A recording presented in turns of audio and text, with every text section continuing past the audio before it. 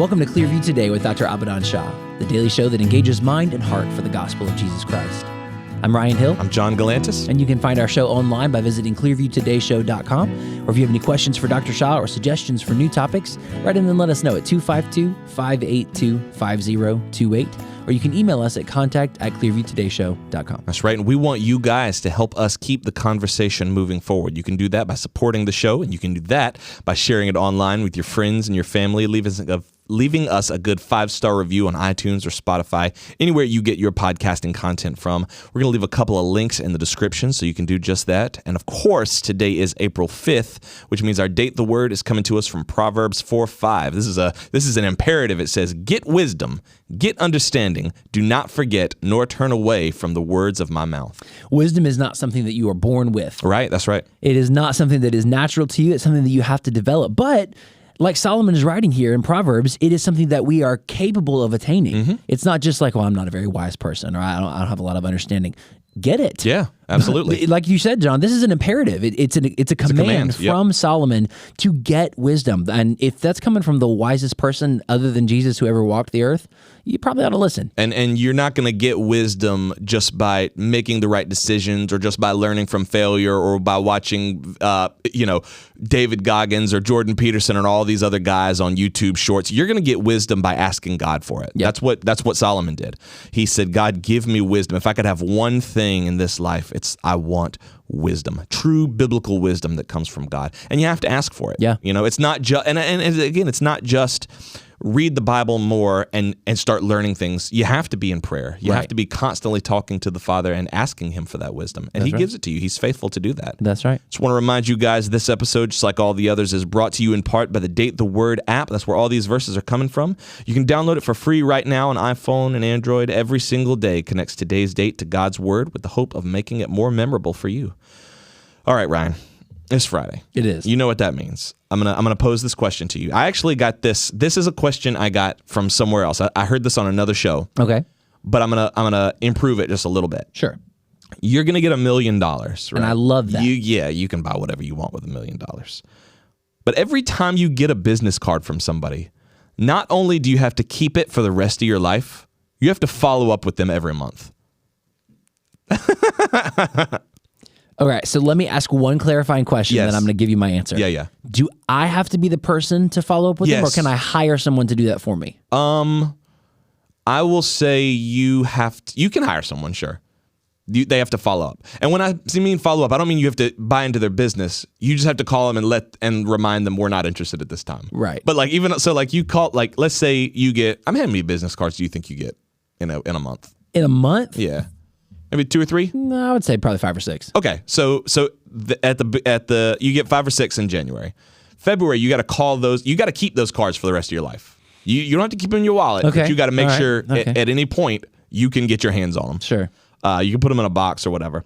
So you at February, right? You got to call those 5 or 6 and be like, "Hey, this is Ryan Hill. Just following up. I know we met last month in January. We're not interested in this time." Then during February, let's say you get 5 or 6 more. Yeah. Now, March, you got to call those 12 people and be like, "Hey, I know we talked last month, but I just wanted to remind you I'm not interested." So it just continually compounds. But what happens when you go to NRB? Well, okay, so that was my question, because if I can hire someone or someone's to do this for me, no problem. I can do that. However, at NRB, we got hundreds, if not thousands, of business cards. Yeah. I mean, I'm not exaggerating. Oh, yeah, no, so he's right. That would be the rest of my life. Yeah. I would not have time for a family. I would not have time for a career. I would not have time for anything else. I'm just following up with people. You can hire people to do it, but I mean, think about it. You're running a small business on the side just to tell people, just to follow up with business card people to tell them that you're still not interested. I'd probably still take that. Yeah? I'd probably still take that. I mean, I would take it as long as I could sustain it. But I fear that after a once couple you times, take it's locked in. Like, you got to keep those cards. A couple times attending NRB, though, I feel like even the people I hire are going to be able to keep up. The original question was, you just got to keep the card. But I was like, you just put it in a box. That's fine. I got that from another show. So I was like, you have to follow up with them every month, because you can't just get $1 million just to store business cards. But having to follow up every month, I would certainly attempt. I just think it's really funny where it's like We're still no longer interested. It's like, I know, I've talked to you every month. Why do you keep calling me to tell me that? It's like, Hey, I just wanted to update you. We are continually no longer interested. Right, of course. And, we I will don't not believe, be next month. Yes, I don't believe we'll be running your ads on the Clearview Today show. That being said, I will call you next month. Talk to you soon. Just talk to you soon. It's like, no, you don't have to call back here. Would you take that?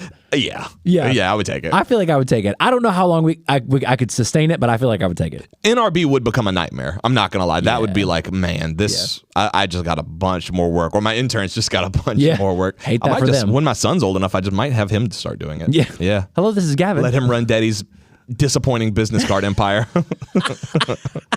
Oh, poor Gavin. His career is mapped out for him. Yeah. I wonder if Dr. Shaw would take that. I want to pose that to him. Oh, He yeah, gets 100%. He gets more cards than we do. He would take it.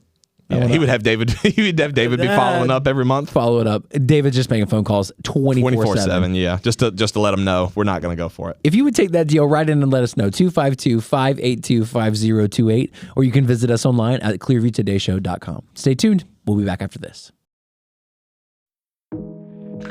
Hey, what's going on, listeners? My name is John. And I'm Ellie. And we just want to take a second and let you know about Dr. Shah's new book on the market right now called Can We Recover the Original Text of the New Testament? Boy, that is a long title.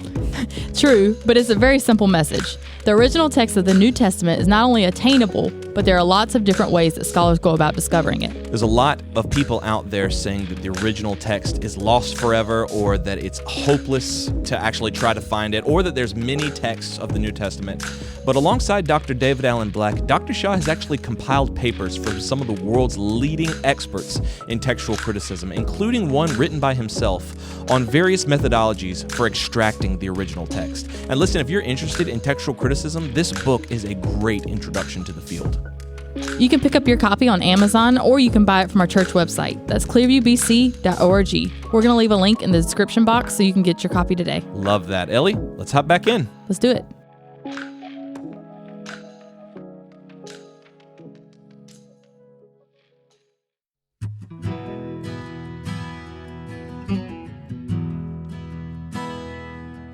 Welcome back to Clearview Today with Dr. Abadan Shah, the daily show that engages mind and heart for the gospel of Jesus Christ. You can visit us online at clearviewtodayshow.com, or if you have any questions or suggestions for new topics, send us a text to 252-582-5028. That's right, and we are here once again in the Clearview Today studio with Dr. Abadan Shah, who is a PhD in New Testament textual criticism. Dr. Shah, I'm going to give you $1 million, my friend, but anytime someone hands you a business card, you have to keep that card for the rest of your life, and you have to follow up with them every single month. I do keep the cards. You keep all the business cards? There are some that I've thrown away. Right. But see, I come from the era of Rolodex. Like I was just saying, like the Rolodex where you organize them and yeah. I used to have a Rolodex. Yeah. Really? Yeah. Was it useful? Did you use it? Oh yeah, a lot. I can't help but think of the Office episode where Michael has the Rolodex and it's color coded. My dad had one, being in sales. Yeah. He had one on his desk, and I would go. That was kind of considered to be like, okay, you're on top of things, Rolodex guy. Yeah. But also to get the $1 million, you have to follow up with those business card people every month. So let's say you get 10 business cards in a month. You have to follow up with them the following month. Even if you're not interested, you have to be like, hey, just wanted to let you know I'm still. And how much interested. do I get? $1 million. You can hire someone to do it for you. Yeah, I'll do it. You do it? Yeah, I'll do it. I figured you That's would. what we said. I'll just share the gospel with them. There you go. It's like, There you hey, go. verse for the day, and just give it to them. I'm no longer interested in your services, but just want to remind you that Jesus Verse for loves the you day. today. You That's just take a day. You just take a day, and that's your like call up all the business people day. Even if you leave a voicemail, I figure that counts. Yeah. The only thing David brought up was NRB would be an absolute nightmare. That's because like you got to keep those business cards. Yeah. That's business cards in the upper hundreds, if not thousands. Do you get a lot Really? when you go to like ETS and conferences like that? No. Those guys don't carry business cards around. Now the vendors do. Yeah. But not professors walking around handing out business cards. That's not a thing that happens. Now, if they give you their business cards, means you really are now got you expected to connect, make something happen, collaborate. It means a little bit more in those circles. Yeah. Got you. Not just like, hey, if you ever need something, give me a call. Very cool. Doesn't mean the same. And that connection is important, not just in the business realm, not just with following up business cards, but with in Christians. everyday life, but especially in church life. And that's something we're going to talk about today. Dr. Shah, in light of our conversation that we're going to have today, what is the daily encouragement you want to leave with our listeners and our viewers today? I would say plug into a Sunday school. If you're not in one, please get into a Sunday school. You say, what if my church doesn't have one? Well, start one. That's right. Yeah. Talk to the pastor and see. Maybe he'll start teaching if he has time and if he's able to, that he will teach, and then get the class started. And then maybe somebody else who is biblically minded, spiritually mature, a student of the word, they may consider teaching that class. Yeah. It seems like in today's day and age, the preacher, the worship, all of the lights, the videos, the screens, all that stuff is like center stage. And Sunday school is there. Like, it exists, but it's tucked away in the back of the church. Does it feel like that to you guys? In some places, Sunday school is just, that model is just done away with. Yeah. I mean, churches have moved, and you got to do what fits your context, but some churches have moved entirely away from a Sunday school type model and gone more of a small groups model. Yeah, true. Because I mean, you see you see big productions in churches, and you see like the like I said, just the polish. Yeah, everything is nice. The worship is on point. The preaching is fire. But I'd never hear about their Sunday schools, and and if you ask them, I'm sure they'll say, yeah, they exist. They're here. Yeah, we just don't talk about them. They're on a flagship. Yeah, they used to be very important, even in Southern Baptist life, and I think they still are in some churches, but not where they need to be. Right. And I'm hoping that they will come back because they are vital in the life of the church. Right. I don't care if we're in 2024. Sometimes people think, they just think of the things of the past. Well, they said that about Vacation Bible School. True. They've said that about children's ministry. They've said that about so many things that are out of date. Right. And they have still around. Yeah. Some years ago, people were even saying that churches will not meet anymore. That's true. Yeah, I remember that. Remember that? It's like this is the new revolution, and books were sold, and courses were advertised. Sign up for this course. You need to be on the cutting edge. And I can even see that author's name. I'm not going to mention it, but it's like, you do know Jesus said, that even the gates of Hades will not prevail against it. Right. My church will remain. That's right. So you're telling me the church is going to be gone? No, it's just going to be underground. Everybody's going to meet. Why do you sound excited about that? Why do you sound excited? Because I'm sure he had a curriculum that he wanted to sell. Oh, yeah. Isn't that how the new underground church model? Yeah. Only what, $299 for the year? Yeah. And Four low payments. Or you could subscribe for $199. Yeah. And if everybody signs up for my program, I'll be a billionaire. That sounds good. Sounds good. Right. I'll have reshaped Christianity in my image. Yeah. We're talking about Sunday school today, especially because today is the anniversary of Robert Raikes. It was the day that he passed away in 1811. And he wasn't the inventor of Sunday school, but he was credited as kind of like getting it far and wide, spreading the word about the importance of Sunday school. That's right. I'll be honest. I mean, I didn't know anything about Robert Raikes until I went to seminary. Right. Yeah. And then in my Christian education class, they kept talking about Robert Raikes, and then they talked about Arthur Flake. And of course, at the time, the person who was really promoting Sunday school at the time, this is in the mid-'90s, was Ken Hemphill, who is still living. He was the president of Southwestern for a while, and then he held a lot of different positions. And he wrote a book called Revitalizing the Sunday Morning Dinosaur. Wow. And so actually check this book out and read it. This book is something I found in a book sale, but it helped me understand the importance of Sunday school. It began with being in a Southern Baptist church, but then I realized, okay, it's not just a Southern Baptist thing.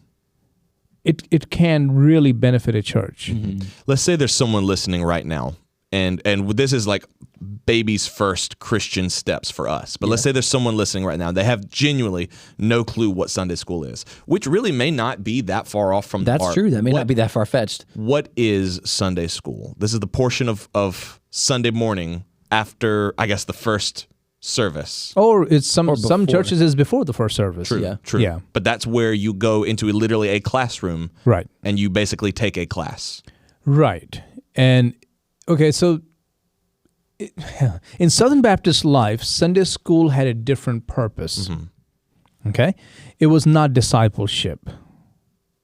Sunday school was supposed to be the evangelistic arm of the church. To get people from the outside, to get lost people into the church. Into the church, they come to Sunday school. In Sunday school, they get saved. In Sunday school, they hear the gospel on a basic level. This is not, see, what we have made it now is that Sunday school is like the teaching time where we're going deep. And this was not meant to be that way. This was that low-level biblical teaching with emphasis on evangelism. See, I genuinely didn't know that. Yeah. I didn't know that. That's what Sunday school is supposed to be. But with the advent of small groups and discipleship groups and D groups, Sunday school have sort of become small groups. Right. And I'm okay with that. That's fine. It's not a hill worth dying on for me. But I do believe that we have lost a very vital part of what Sunday school was supposed to be. Yeah. That we have to make up in another area now, because now we need evangelism ministries to make up for the fact that Sunday school isn't doing what it's designed to do. Right. Evangelistic ministry in a small group setting. Got you. So that you can have evangelistic ministries like trunk treats or fall festival or summer splash. Right. You know, we do all these different activities to attract people. Right. And they come, or we have a concert, or we have a play. We have a lot of avenues. Our church is sort of unusual in that way. We open a lot of doors to let people come in who are not saved or who are not churched, so to speak, so they can come and hear the gospel and get saved. But originally it was supposed to be invite your lost friends or unchurched friends to Sunday school. With the hopes that they'll hear the gospel. Right. They'll make some connections. They'll get to know people. Right. And of course learn the Bible, but not necessarily go deep. Right. And then invite them into the church service following or before the Sunday school hour. Wow. And that's where they will hear, that's where we will draw the net. That's where we will hear not only the gospel, but also deep things, because the pastor is considered to be the expert in theology. He's considered to be the expert in apologetics or the deep questions you may have. He has those answers, but he'll also draw the net. Right.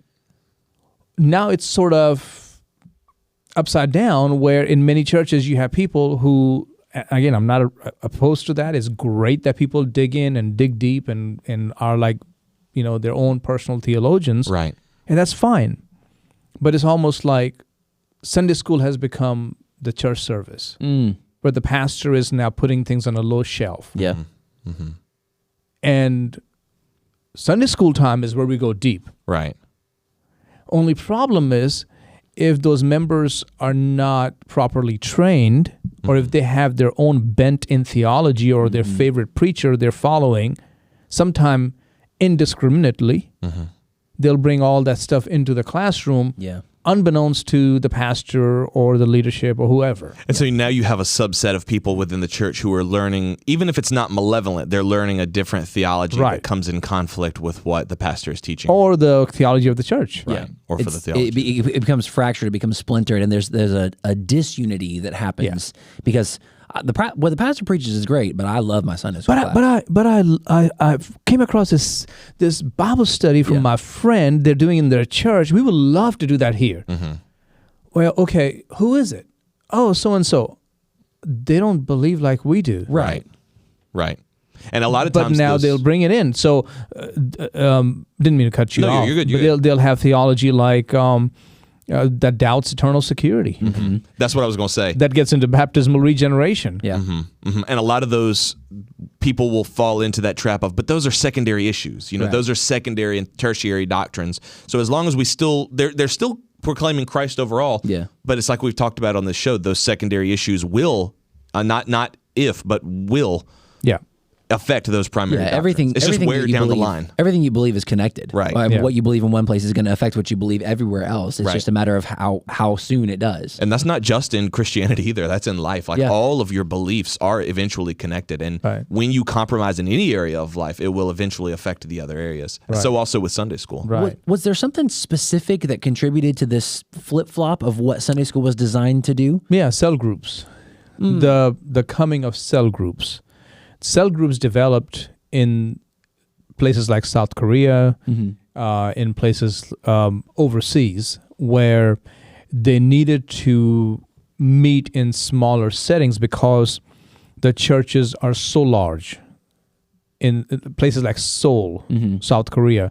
I mean, if I'm not wrong, some of the largest churches are like 100,000 people. Wow. That's insane. Yeah, how do you handle that? Yeah.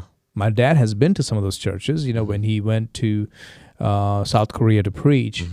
So he decided to go to this large church, and it was of a different denomination and all that, but that didn't matter. He went anyways. So how do you maintain those membership, those members? How do you connect with them? How do you care for them? Well, you have to get into small groups. You have to get into cell groups. So in cell groups, fellowship happens. In cell group, they go deeper.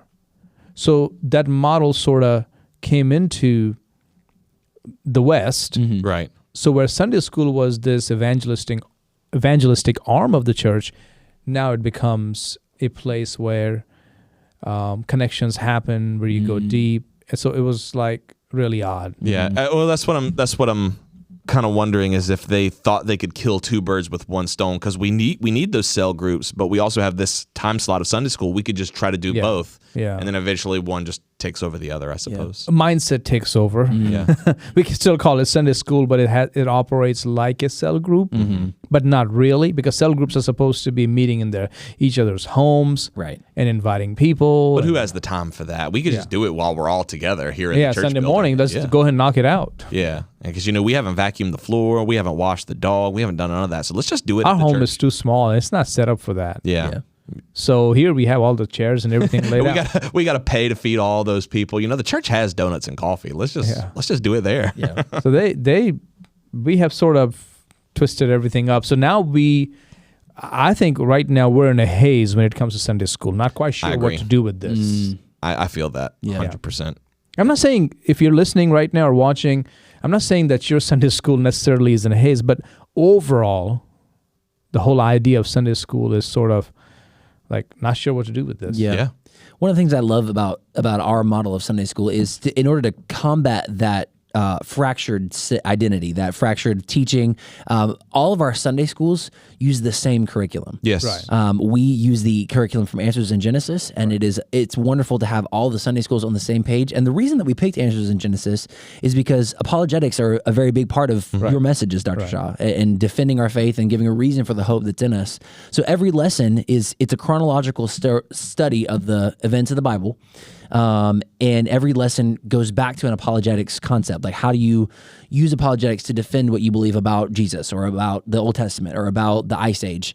But the design there is that all the groups, no matter from the youngest to the oldest, are going to be learning the same thing, so that as they go home, they can continue those conversations around their faith. Well, the Sunday school program at Clearview is organized in such a way that we talk to our Sunday school leaders and we meet with them. And it turns out that was what they were most interested in. They wanted, because at the time you were doing your Contend series, it was apologetics, and it was blowing up. And people in the community, people who didn't even go to church here, started coming because you were answering questions that they had that either weren't getting answered at their church or just, weren't there was a need. That we want to know what happens after you die. What's the deal with this Ice Age? How does all this stuff about Cain work?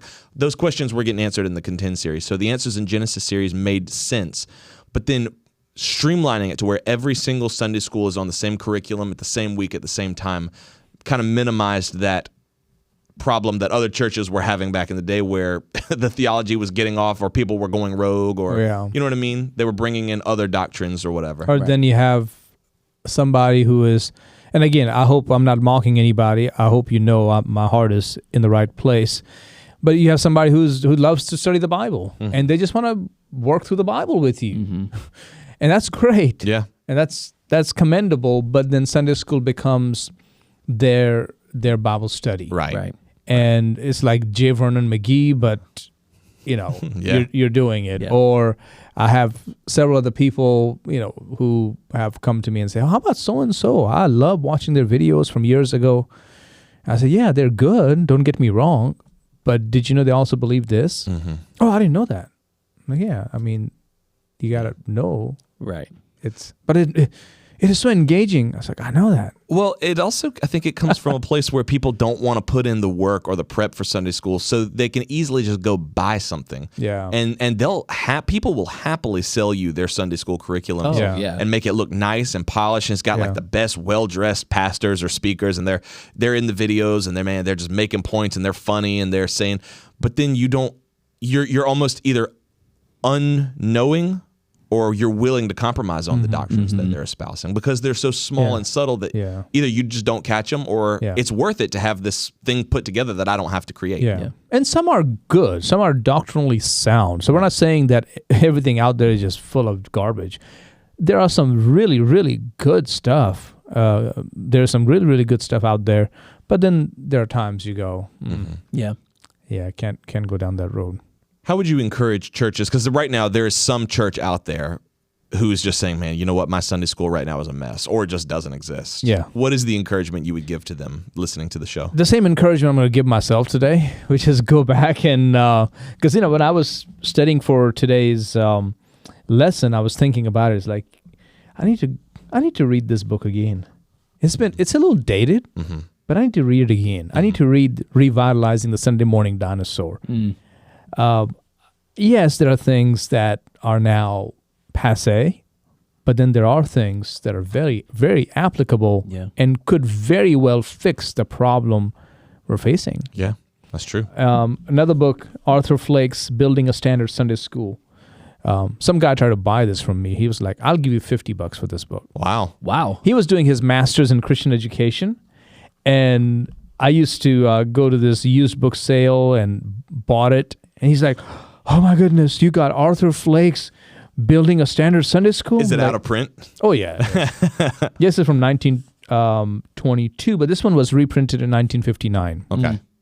It's a rare copy. Yeah. So I was like, is it very important? He said, oh my goodness. I'm like, yeah, I'm going to keep it. Yeah. Shouldn't have said that to me. I would have given it to you. I would have given it to you for free, but since you built it up like, oh my goodness, you have that. But it's amazing. Arthur Flake, born in 1862, died in 1952. I mean, Southern Baptists used to swear by this. The chapters are amazing. Look, just listen to the chapter headings. The standard of excellence. It's design, aim, and value. This is where he talks about what Sunday schools are supposed to do. Church relationship, enlargement, grading, Baptist literature, Bibles, preaching attendance. So you attend here, but then you attend there. Wow. Evangelism. So every person in the class, bring a friend. It's not just me telling people from the pulpit or you announcing, Ryan, at the end of the service, hey, bring your lost friends. It's people in that class telling each other, I'm going to bring a friend. Y'all really reach out to them, okay? They're kind of scared about this and that. Or this is the first time. Or they're new in the area. I'm going to bring them to the class. Immediately you have 30 friends. Or if your Sunday school is small, 12 friends. That's how it's supposed to be. Yeah. Meetings, equipment, records, training, stewardship, and missions. The offering that people took up in Sunday school was supposed to go towards mission. Wow. But I mean, we're not doing that anymore. Right. We're just doing it in the church service. Church. Yeah. So church is supposed to be your tithes. Sunday school was supposed to be for your missions. Missions. You know, it's kind of crazy that you said that book was written in 1922, 100 years later, and that model is still not only being used, but is very familiar with people who have no clue that book exists. Yeah. Like, think about the impact that it had that 100 years after it was written, churches all across America and probably the world are using it. And I've never once heard of that book or Arthur Well, Flake. they're not using it like they're supposed to. Well, true. The people who know it know that there's a lot of wealth sitting right here. And some of it is dated. Some of it definitely is dated.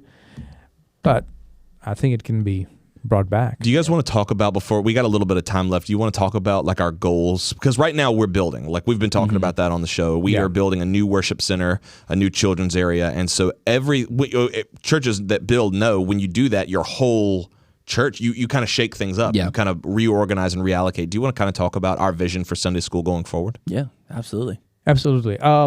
So what we are doing is not just building a big sanctuary for our worship services, but we're also going to take our current children's building or youth facility and subdividing it into classrooms. Right.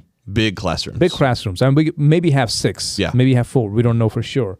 But these will be to help classrooms be comfortable and not have like a walkthrough. Because right now, one of our major classes, it's like a hallway. Yeah. It's in the middle of the main thoroughfare on Sunday mornings. So now you've got people trying to drop their kids off, but they have to go around so as not to walk through the cafe and interrupt the Sunday school that's meeting in there. Yeah, so we're trying to not only build a new sanctuary, which will hopefully be done very soon, but also subdivide, and then we're also building new classrooms for children's Sunday school. That's right. That's going to be attached to the existing sanctuary, which will now become the children and youth wing. Right.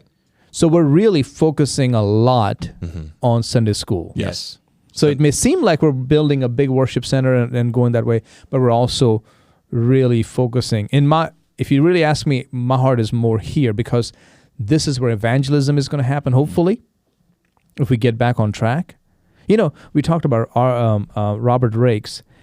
He began Sunday school by reaching out to kids on the streets. Like in slums and stuff like that? Right. Wow. And